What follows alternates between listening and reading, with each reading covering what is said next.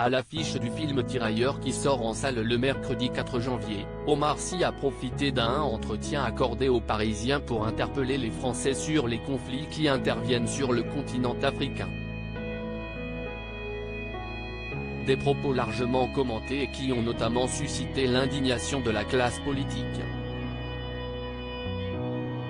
Sur le podium des personnalités préférées des Français, Omar Sy garde la côte.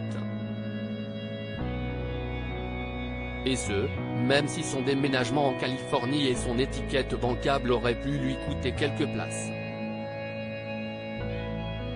Mais l'ex-complice de Fred Testo n'a pas rompu tout lien avec son pays natal, essayant notamment de maintenir une habitude avec ses enfants.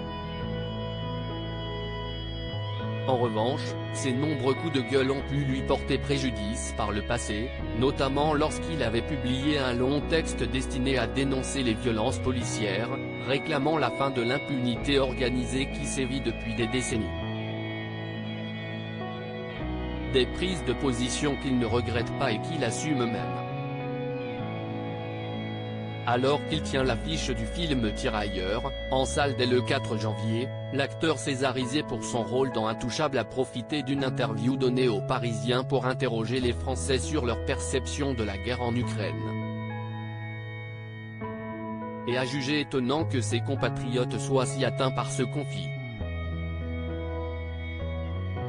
Ça veut dire que quand s'y est en Afrique, vous êtes moins atteints, a-t-il estimé.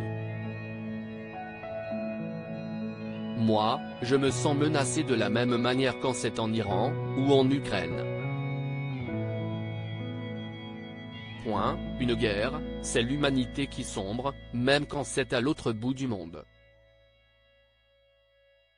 Des politiques répondent à Omar Sy. Cette sortie a été abondamment commentée, notamment sur les réseaux sociaux, où de nombreuses personnalités, appartenant notamment à la classe politique, ont tenu à faire entendre leur indignation. Pour elle, Omar Sy aurait oublié les dizaines de soldats français morts ces dernières années sur un théâtre opérationnel africain. Dans La Tempête, l'interprète d'Arsène Lupin a pu compter sur le soutien de Clémentine Autain, laquelle a salué son message.